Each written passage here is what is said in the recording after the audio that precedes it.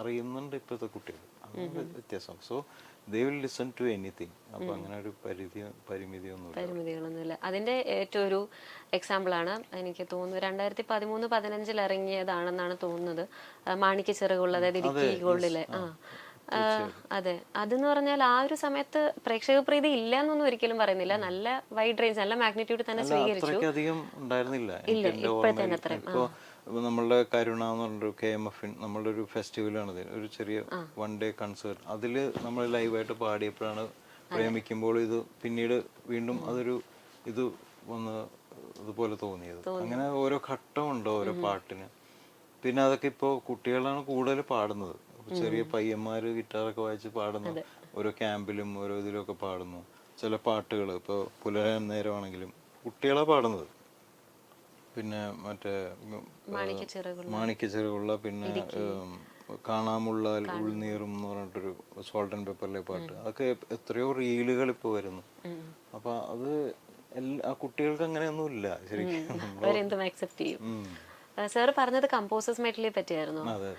അത് എടുത്തു പറയേണ്ട ഒരു കാര്യമാണ്. കാരണം ഈവൻ എൻ്റെ കുറെ സുഹൃത്തുക്കളാണെങ്കിൽ പോലും ഈ പാട്ട് നമുക്ക് അറിയാം, ഇഷ്ടമുള്ള പാട്ടാണ്. പക്ഷെ ഇതിന് ഇത്രയും, അതെനിക്ക് തോന്നുന്നു കമ്പോസറിൽ നിന്ന് വന്നതുകൊണ്ടാണോ എന്നറിയത്തില്ല, അതിന് ഇത്രയും ഒരു മാധുര്യവും ഇത്രയും ഒരു ഫീൽ, ഇത്രയും ഒരു ബ്യൂട്ടി ഉണ്ടെന്ന് നമുക്ക് അപ്പോഴാണ് മനസ്സിലായത്. മാണിക്യച്ചിറകുള്ള ചില വേദികളുടെയും കൂടി പ്രത്യേകത, നമ്മള് ഒരുപക്ഷെ കേൾക്കുന്ന ആംബിയൻസ് നമ്മളെ ഒരുപാട് അത് കോംപ്ലിമെന്റ് ചെയ്യും, അല്ലെങ്കിൽ തകർക്കും.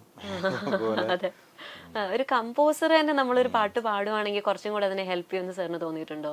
ഒരു കുറെ അത് പക്ഷെ ഒരു ക്ലോസ്ഡ് ഇതാണെങ്കിലായിരിക്കും അത് കൂടുതൽ കമ്മ്യൂണിക്കേറ്റ് ചെയ്യുന്നുണ്ടാവുക. ഒരു നമ്മുടെ ക്ലോസ്ഡ് ലിസണേഴ്സ് ആണെങ്കിൽ മേ ബി ഒരു 100 പേര്, അവരോട് നമ്മൾ ഇത് ഒരു ഒറേറ്റ് ചെയ്ത് പറയുക, ഇതെങ്ങനെ ഉണ്ടായത് ഈ പാട്ട് ഇങ്ങനെ. ഇപ്പോൾ മാണിക്കച്ച ഇപ്പോൾ കണ്ടു വീശും കാറ്റിൻ വീറും, കണ്ടേ ഇരുളുലാവും ഉലാത്തും വഴികളും, മാനോടുന്നുണ്ട് തേൻ കൂടുന്നുണ്ട് കിളികൾ പലതുണ്ട് എന്നൊക്കെ പറയുന്നത് എക്സ്പ്രസീവായിട്ട് പറഞ്ഞ് പാടിക്കഴിഞ്ഞാൽ, ഇപ്പോൾ കിളികൾ പലതുണ്ട് എന്ന് പറയുമ്പോൾ പാട്ട് കേവലം വരിക, കിളികൾ പലതുണ്ടല്ലോ, കാടേറാൻ വാ വരൂ, കാട്ടിൽ പോവാന്ന് പറയുന്ന നമുക്ക് അത് പറഞ്ഞ് പാടി പറയാൻ പറ്റും.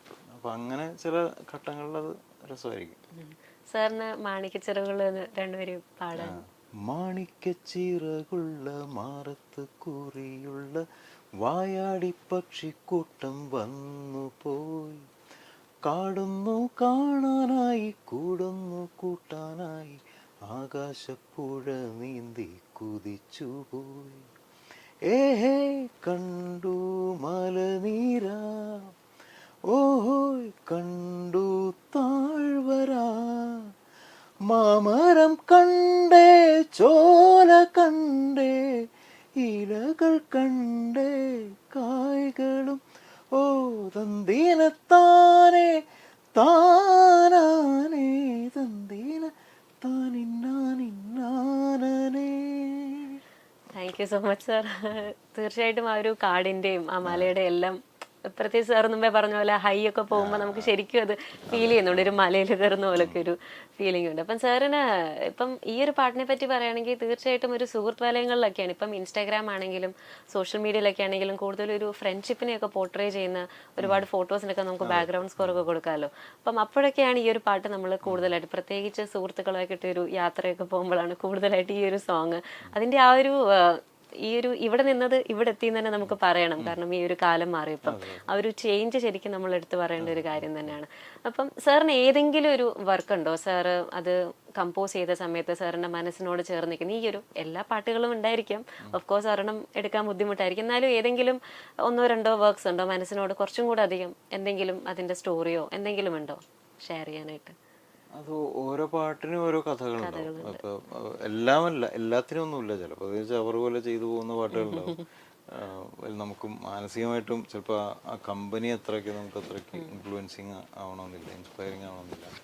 പക്ഷെ അല്ലാതെ ഇരിക്കുന്ന ഓരോ പാട്ടിനും ഓരോ രസകരമായ ഇൻസ്റ്റൻസ് അല്ല, ആ ഇരിപ്പ് രസകരമായിരിക്കും. അതൊരു പ്രത്യേക ഒരു ഹാപ്പനിങ് പറയാൻ പറ്റാത്ത രീതിയിൽ ഒരു രസമുള്ളൊരു ഇരിപ്പായിരിക്കും. നമ്മൾ ചിലപ്പോൾ ആ വരി കേട്ട് ഇങ്ങനെ കോരിത്തരിക്കും, അല്ലെങ്കിൽ വരി തുടർച്ചയായി പാടി നമ്മൾ കൊതി തീരാതെ പാടും.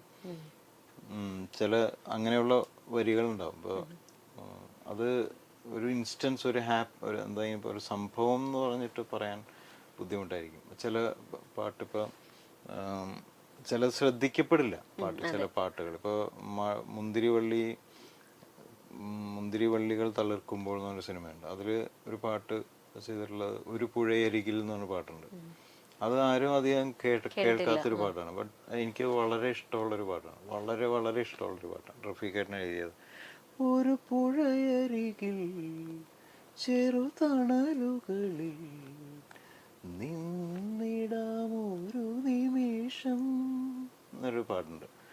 അത് ആ സിറ്റുവേഷൻ പറഞ്ഞപ്പോൾ അദ്ദേഹം എഴുതിയത് ഒരു വരി പോലും അതിനകത്ത് കളയാനില്ലാത്ത രീതിയിലാണ് അത് എഴുതിയത്. ഒരു ഏകാഗിയ ഒരു ഹോം മേക്കറായിട്ടുള്ള ഒരു ലേഡി പാടുകയാണ്, അവര് ഒരു വേദിയിൽ പാടുകയാണ്. അത് ആകസ്മികമായിട്ട് ഇങ്ങനെ സബ്ജക്റ്റായിട്ട് വരുന്നു, ഒരു ഒറ്റയ്ക്ക് നിൽക്കുകയാണ്. അപ്പോൾ പഴയ ഓർമ്മകൾ ഇരച്ചേറി വരുന്നു. പണ്ട് കാണാതെ കരുതിയ തരിവളതൻ ചിരികളാ പടവിലുണ്ടോ എന്നൊക്കെ പറഞ്ഞു. പണ്ട് ചിരിച്ച് തരിവളയുടെ കഷ്ണങ്ങളെങ്ങാനും ഈ പടവിലുണ്ടോ എന്നൊരു ഏകാഗിയായ ഒരു ലേഡി പിന്നീട് ഒരു 40-45 വയസ്സിലൊക്കെ ചോദിക്കുന്ന ചോദ്യം. അങ്ങനെ വരികൾ കൊണ്ടും ഒക്കെ രസമുള്ളൊരു പാട്ടാണ്. അങ്ങനെ ചില പാട്ടുകളുണ്ട് അങ്ങനെ. അതേപോലെ ഒരു പാട്ടാണ് ആർട്ടിസ്റ്റിലെ പാട്ടും, അത് അധികം ശ്രദ്ധിക്കപ്പെട്ടില്ല. ഇളവയിൽ വിരലുകളാൽ, അത് പിന്നെയും കുറച്ചും കൂടി ഒരു ഇടയ്ക്കെങ്കിലും ആൾക്കാർ പറഞ്ഞു കേട്ടിട്ടുണ്ട്. അപ്പൊ അങ്ങനത്തെ പാട്ടുകൾ സാറ് കമ്പോസ് ചെയ്യുമ്പം വേണ്ടത്ര ഒരു ശ്രദ്ധ നേടാത്തപ്പം എന്തെങ്കിലും ഒരു വിഷമം തോന്നാറുണ്ടോ? വിഷമം തോന്നലൊന്നുമില്ല, അതൊക്കെ അതിന്റെ ഫേറ്റ്. കാരണം ഞാൻ എനിക്ക് കേൾക്കാൻ വേണ്ടിയാണ് പാട്ട് ചെയ്യുന്നത്. പിന്നെ എൻ്റെ വല്ല അഭ്യുദയകാംക്ഷികളായിട്ടുള്ള ആൾക്കാരെ കേൾക്കും, അത്രേ ഉള്ളൂ. അത് ബാക്കിയുള്ളവരും കേൾക്കുന്നതൊക്കെ അവരുടെ ഇഷ്ടം. അവർക്ക് യോഗം ഇല്ലെങ്കിൽ കേൾക്കില്ല, അവരുടെ നഷ്ടം. കുറെ ചിലതെങ്കിലും. അല്ലെങ്കിൽ എന്താ വെച്ചാൽ നമുക്ക് ഇഷ്ടപ്പെടുക എന്നുള്ളതാണ്. ചില പാട്ടുകളെങ്കിലും തുടങ്ങി വെച്ച് അവര് ഈ പറഞ്ഞ പോലെ സിനിമയാണെങ്കിൽ അവര് സമ്പൂർണ്ണമായിട്ട് നമ്മൾ കൂടെ നിൽക്കുകയാണെങ്കിൽ നമ്മൾ ചെയ്യുമ്പോൾ നമുക്ക് സന്തോഷം. റിപ്പീറ്റ് ചെയ്ത് അതിൻ്റെ മാസ്റ്റർ ചെയ്ത് കുറച്ച് ഇടയ്ക്കിടയ്ക്ക് കേൾക്കും, പിന്നെ കുറച്ച് നാൾ കേൾക്കില്ലായിരിക്കും, പിന്നെ എപ്പോഴെങ്കിലും വണ്ടി ഓടിക്കുമ്പോഴൊക്കെ ചിലപ്പോൾ അത് കേൾക്കും. അപ്പോൾ ഒരു രസം, നമുക്ക് തന്നെ ഒരു സന്തോഷം തോന്നും. അങ്ങനെ ഏതെങ്കിലും ഒരു പാട്ട് സാറ് ഇത് ഒരു ഓക്കെ സോങ് ആണ്, നല്ലൊരു പാട്ടാണ്, പക്ഷെ അത് വിചാരിച്ചതിലും കൂടുതലൊരു പുലരാൻ നേരമൊക്കെ 5 മിനിറ്റിൽ എടുത്തിട്ടില്ല അതൊന്നും ചെയ്യാനായിട്ട്. അത് പെട്ടെന്ന് ചെയ്ത ഒരു പാട്ടാണ്. അപ്പൊ അങ്ങനെയുള്ള കുറെ പാട്ടുകളുണ്ട്, കുറെ പാട്ടുകൾ അങ്ങനെ ചെയ്തിട്ടുണ്ട്. വിചാരിച്ചതിലും ഒരു മാഗ്നിറ്റ്യൂഡ് അത് കിട്ടിയിട്ടുണ്ട് ശരിക്കും. എന്നാൽ അതിനകത്ത് വേറൊരു പാട്ട്, ശിലയുടെ മാറിലെ നീരിൻ ചാലായി ഇരുളല വാതിലിൽ വെള്ളിക്കീറായി എന്ന് പറഞ്ഞാൽ ആൻഡ്രോയിഡ് കുഞ്ഞപ്പൻ്റെ ഒരു പാട്ടാണ്. അത് കുറച്ചും കൂടി സമയമെടുത്ത് ചെയ്ത പാട്ടാണ്, പക്ഷെ അതായിരിക്കും ചിലപ്പം ഒരു 5 മിനിറ്റിൽ ചെയ്യുന്നതായിരിക്കും ആൾക്കാർക്ക് അത് കണക്ട് ആവുന്നത്. അതെ. ഇപ്പം സാറിനോട് ഇപ്പൊ ചോദിക്കാൻ ആഗ്രഹിക്കുന്ന മറ്റൊരു ക്വസ്റ്റ്യൻ ആണ്, അതായത് ഇപ്പം നമ്മളുടെ ഒരു കാലഘട്ടം എന്ന് പറഞ്ഞാൽ ഇപ്പം സിനിമയൊക്കെ എടുക്കുന്നതാണെങ്കിലും പൊളിറ്റിക്കൽ കറക്റ്റ്നെസ് എന്ന് പറയുന്നത് വളരെയധികം. സാറിന്റെ ഒരു ഇന്റർവ്യൂവിൽ ഞാൻ കേട്ടിട്ടുണ്ട്, സാറിന്റെ മകൻ ചോദിച്ച ഒരു ചോദ്യം, അത് എന്തേ കണ്ണന് കറുപ്പ് നിറം എന്നുള്ളത്. അപ്പം സാറിന്റെ ഒരു കാഴ്ചപ്പാടില് ഇപ്പം ഇനി പാട്ടുകളിലും ആ ഒരു വരികളിലും നമ്മൾ അത് എത്തിക്കേണ്ടതായിട്ടുണ്ടോ?